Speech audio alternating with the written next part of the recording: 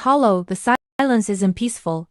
It is heavy, like the rusted steel that once built this town before the fires went out. Neglect is a slow-acting poison. It creeps through the cracks in the pavement and settles deep within the bones of the people who stayed. The factories fell silent years ago, leaving behind a hollowed-out shell of a community struggling to find its pulse in the damp morning air. But some rhythms never break. Some footsteps carry the weight of a different kind of war, a war fought with discipline and quiet purpose. Mara Vale didn't come back to find peace. She came back because she knows what happens when a body and a town starts to fail. She remembers the heat of the conflict zones, the dust, and the desperate triage where every second was a choice between life and loss. Now, her battlefield is different. Her ammunition isn't lead. It's the simple, vital nourishment that the world has forgotten how to value. Harland watches her. He's seen the town grow thin and tired, his shelves reflecting the scarcity of hope in the eyes of his neighbors. Mara handles each piece of fruit as if it were a precision medical supply. To her, there is no such thing as a small choice.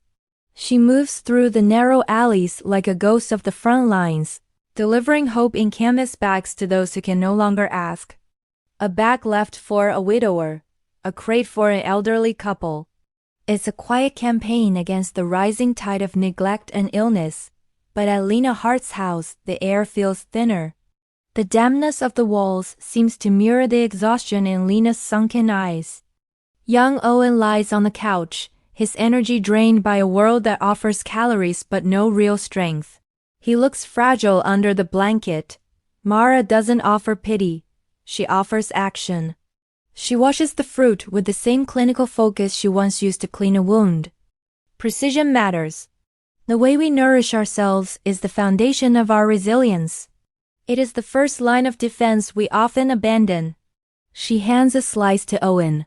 For a moment, the only sound is the quiet crunch of something real, something vibrant, entering a tired system. Lena watches, and the weight she's been carrying begins to break.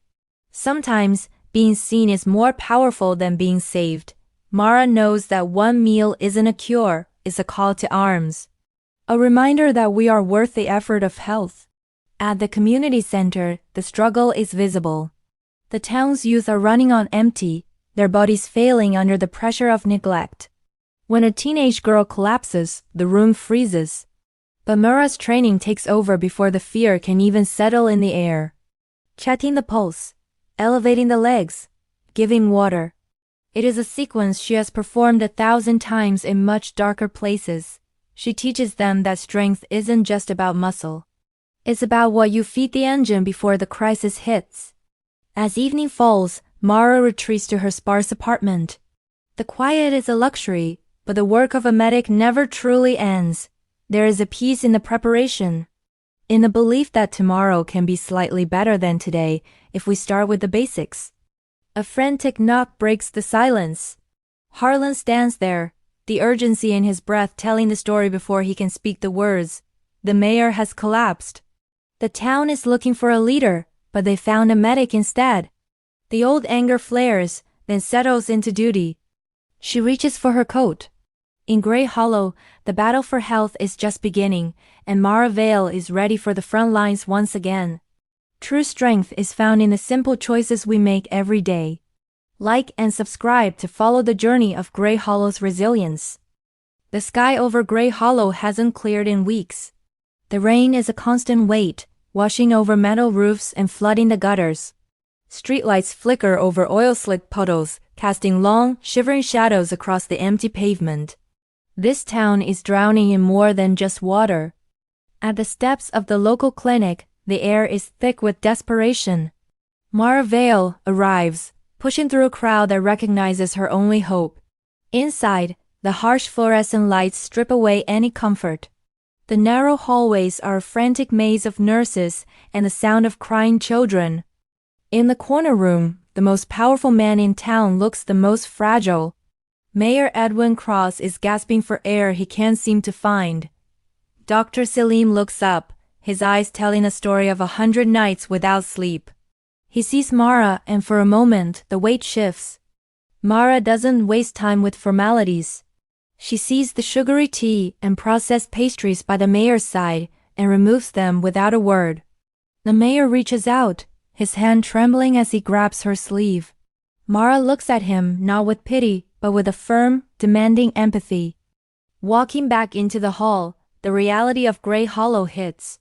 It's a harvest of neglect. Every room tells the same story of a broken system. From exhausted laborers to teenagers who look far too old, the crisis is everywhere. Mara moves with a quiet speed, bringing order to the chaos. She finds Dana leaning against the wall, her eyes red from crying. Logistics can be impossible, Mara tells her, but we are the logistics now. By 2 a.m., the clinic finally settles into a hollow silence. Outside, the mist is cold, illuminated by the ghostly blue light of a vending machine. Tessa approaches, her hoodie soaked through. They stand in the rain, two generations facing a future that feels as dark as the night. Slowly the gray of the night turns to the pale blue of dawn. The rain stops, and steam begins to rise from the warming asphalt. Patients begin to leave, their faces wary but stable. Mara has one last word for the mayor before he is moved to the city. Change isn't a gift, she tells him. It's a consequence of survival. At the community center, the town is already starting to wake up. Harlan pulls up, his truck heavy with crates of bright red apples. It's a small start, but in Grey Hollow it's a revolution. As the first bite of fruit is taken, a black government vehicle pulls to the curb. A woman in a formal coat steps out, watching. The storm has passed, but the real work is just beginning. Grey Hollow isn't just surviving anymore. It's leading. Grey Hollow had long been a town of shadows, where the only thing thicker than the fog was the silence of being forgotten. The engine sighs and dies, leaving only the rhythm of the town's slow heartbeat against the cold, damp air. From the rusted gutters, water drips with a steady haunting precision, marking the seconds of an arrival no one expected. Volunteers carrying crates of apples stop in their tracks. Their eyes are fixed on the intruder, their voices falling into a heavy hush.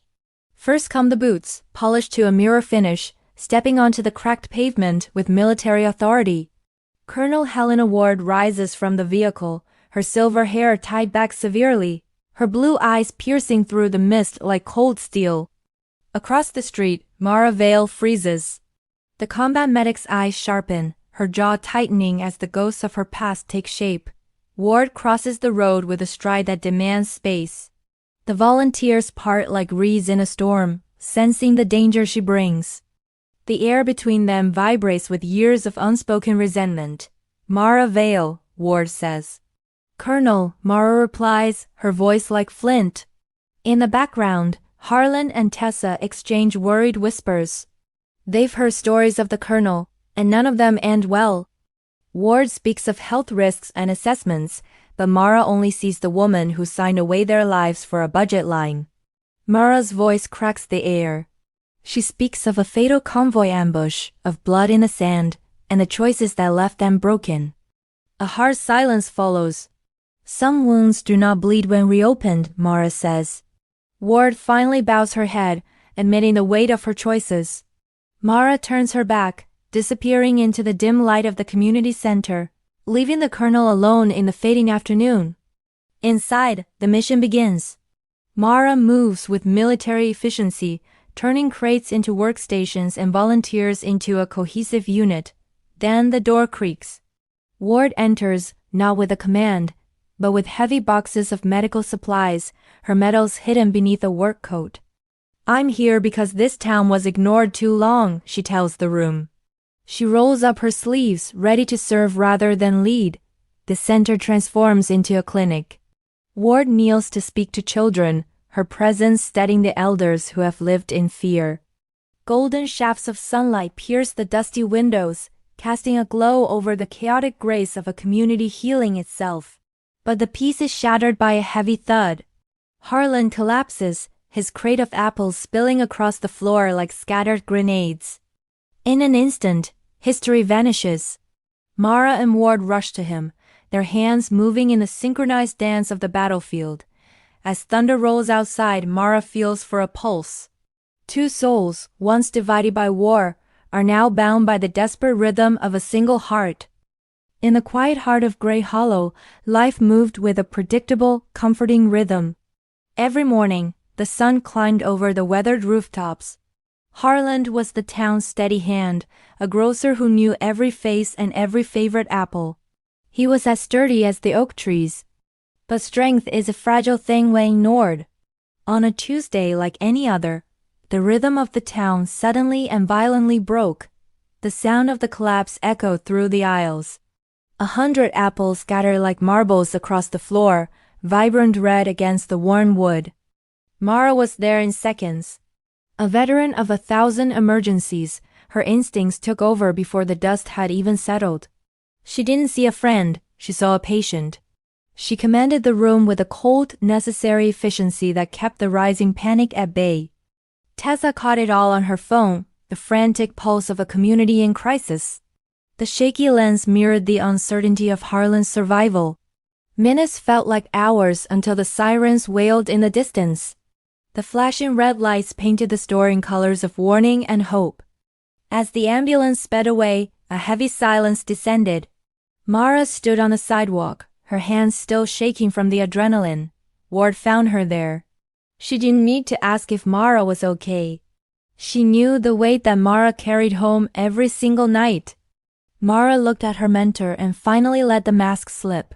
She told Ward about Jonah, her brother, who never got an ambulance in time. Jonah's illness was preventable.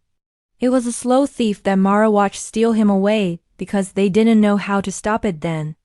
That grief became her engine. She realized that saving a life in the moment wasn't enough. She had to save the town's future. A week later, the community center was packed. People sat in folding chairs, their faces illuminated by the warm, flickering overhead lights. Mara stood before them, holding a single red apple. It was no longer just fruit. It was a symbol of a choice. She spoke of consistency and honest tools. She told them that health isn't a grand miracle, but a series of small daily victories. The town began to change. Neighbors walked together in the mornings, and the grocery store became a place of education, not just consumption. In the hospital, Harlan opened his eyes. He saw the flowers from the town and realized he wasn't fighting his battle alone. Grey Hollow was healing, not just from the shock of a collapse, but from the silence that had once kept them from caring for themselves. Mara looked out over her community and finally found peace. Every habit changed was a tribute to Jonah and a promise to Harlan. Grey Hollow was once a town of industrial neglect, but inside this community center, a quiet transformation is taking root, even for those who once turned away.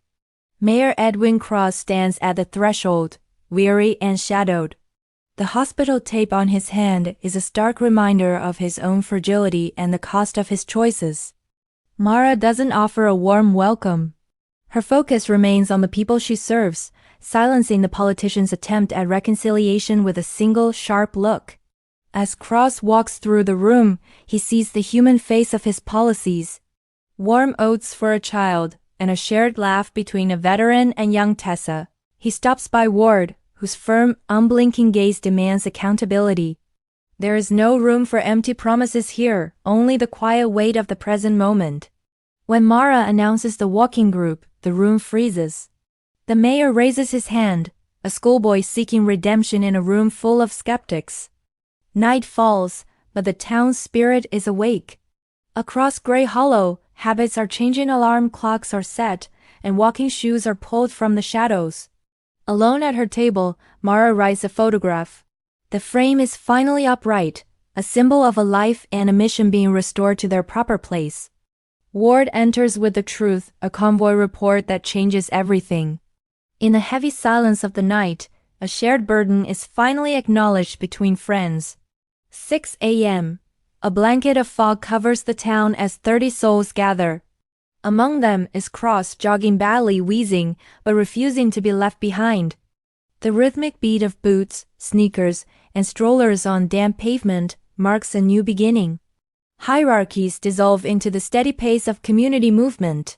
Mara leads from the front. No spotlight, no fanfare, just the quiet, steady leadership of a woman who knows exactly where this town needs to go.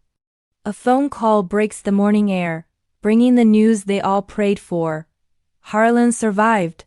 The cheer that rises is the sound of hope restored. Cross speaks of restoring the meal funds, but Mara isn't buying. She demands consistency first. The health of Gray Hollow is no longer for sale.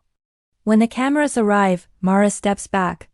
This isn't her victory. It belongs to the volunteers and every person who chose to take a step toward change. But the transformation is far from over. In the shadows of progress, a chilling warning arrives, reminding them that the old world won't let go without a fight. In the heart of Gray Hollow, under a heavy, overcast morning sky, the air felt thick with a tension that everyone knew but no one named. An unmarked truck sat idling outside our community center, its heavy engine a low rhythmic growl against the silence of the wet pavement. Mara stepped forward, her boots clicking softly. She didn't look for a fight. She looked for the truth behind the steel cargo doors. Inside, the cargo was a mountain of neon drinks and sugary snacks. A note on top read, "People choose what they enjoy. Stop forcing guilt." Mara folded the paper into her pocket, her gaze steady. She wasn't interested in guilt. She was interested in the power of meaningful choices. She climbed into the truck bed and looked at the crowd. Shame has never built health, she told them. It only builds walls. The revolution didn't start with a protest. It started with sorting. Mara, Ward, and Cross began dismantling the old banners of convenience. Ward focused on the strategy, securing materials, while Cross managed the logistics. They weren't just moving food. They were moving the town's spirit. Slowly, the transformation took root. In the school cafeteria, the scent of fresh oats and sliced fruit replaced the smell of processed sugar. During lunch breaks, groups of workers traded the break room for the sidewalk, reclaiming their vitality one step and one conversation at a time.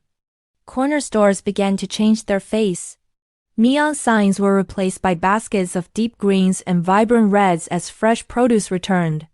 6 weeks later, Harlan returned to the community center. Once frail, he now stood upright, his presence commanding a sudden hopeful silence. He held a simple hand-painted sign, "Harlan's Apples." Still here, the room erupted in applause, a celebration of persistence over the easy path. In the town square, a community feast began. Under the warm glow of hanging lights, the air smelled of crusty bread and hearty vegetable soups. Mara spoke to a local reporter, her voice calm. "It starts with what you do repeatedly," she said. "This fruit matters because it's simple. Simple enough to survive our excuses," she continued. "We didn't need a miracle. We just needed to remember what actually sustains us." As night fell, Mara sat on a quiet bench overlooking the city lights. She took a bite of an apple, savoring the crisp reality.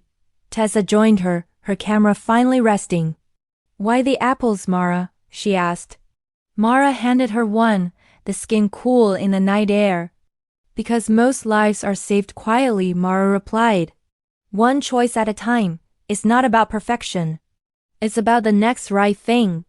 The next morning, Gray Hollow woke up differently. Children walked to school with fruit in their hands, and the streets felt lighter, more alive. Mara walked down the sidewalk, carrying a simple bag of apples. The strongest weapon we have, she realized, fits right in the palm. Health is a quiet revolution. And in Gray Hollow, it's a revolution that's only just